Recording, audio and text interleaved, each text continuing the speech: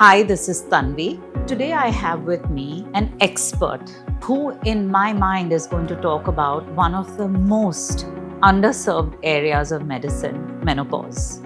Dr. Sukhpreet Patel got her medical degree in India in obstetrics and gynecology. She had a thriving practice in India. She specialized with IVF as well, promoted health advocacy in the United Kingdom, got her master's in public health in England. After that, she shifted to Canada, where she is qualified for lifestyle coaching and nutrition. And I'm thrilled to have her with us today.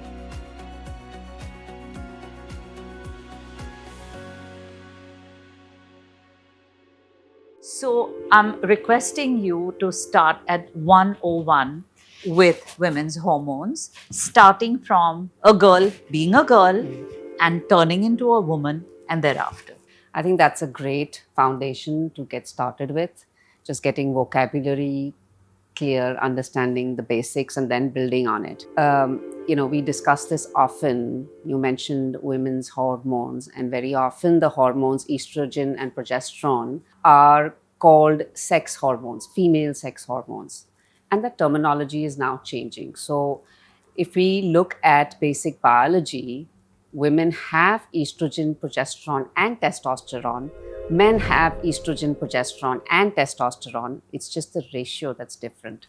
So the terminology now is a lot of people across the globe are struggling to put it out there and change the terminology from sex hormones or female sex hormones or male sex hormones to just hormones.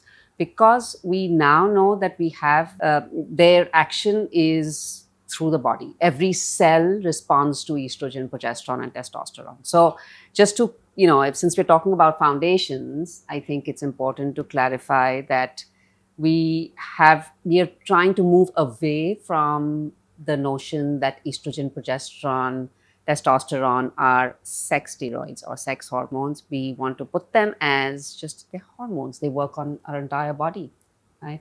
Brain, our eyes, our hair, they all respond to it. But the question that you asked was basically, timeline and how they evolve.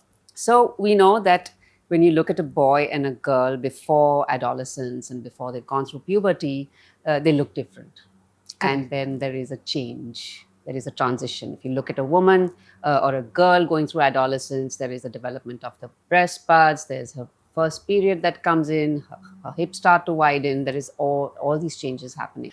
And that is the time when she is responsive to change in hormones. So her ovaries now start producing a larger amount of estrogen and then some progesterone. And that's happening because her pituitary and her hypothalamus, they are now undergoing more changes, and hormones from the pituitary start to act on the ovaries. So we have hormones called FSH, which is follicle stimulating hormone, and then you have luteinizing hormone, which is LH. So there is a point where the trigger starts off, and therefore you see the trigger is different for different girls. Some will attain puberty at as early as 10, and then you have others who get their first period when they're 15. So there is a broad range because there is responsiveness of the ovary. And of course, now we know that it also depends on lifestyle and what the girl is doing at that time. Genetically, of course, again, mother has a period early, there's a chance that the daughter will also start menstruating a little early. But we have a lot of environmental factors as well that are contributing to early puberty now, body fat being one, because fat is a good source of estrogen. But as a girl starts evolving into a woman, we see there are these two phases where a lot goes on. Of course, I'm not counting pregnancy because not everyone gets pregnant, but everyone does. A girl will go through adolescence and then start menstruating, and what starts must stop. So eventually she will go through menopause. So these two phases, if you look at the middle part, what we classically call from 15 to 45, the reproductive age group, where there is some kind of cyclicity, and you're going to look at your period and everything's on time or as a regular routine.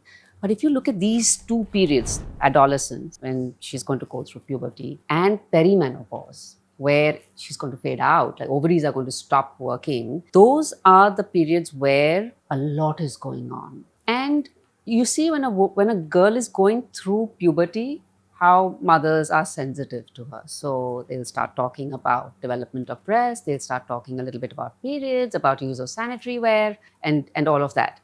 So someone's holding her hand. When she says, oh, I've got a pimple, then, okay, it could be hormones. She's going through mood fluctuations and she's going through all of that, isn't it? So much is happening in those 6, 7, 8 years. She's suddenly growing tall. So it's a lot of stuff is happening, but there is a mother, there is a grandmother, there's an older sister, there are friends, there's teachers, there's this whole support system. Correct. Now, fast forward a few years, 40, 45-year-old, his ovaries are beginning to slow down. She is going to face a similar turbulence, or she is facing a similar turbulence.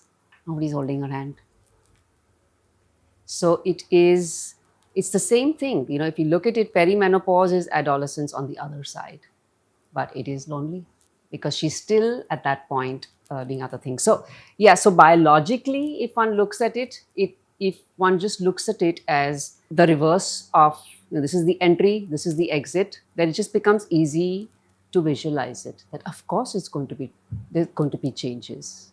Again, your estrogen, progesterone begin to decline.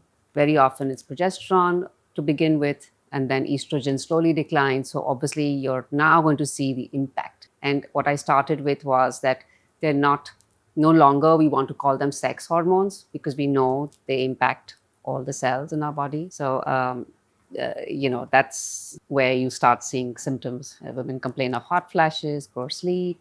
That's all your estrogen, progesterone beginning to go away.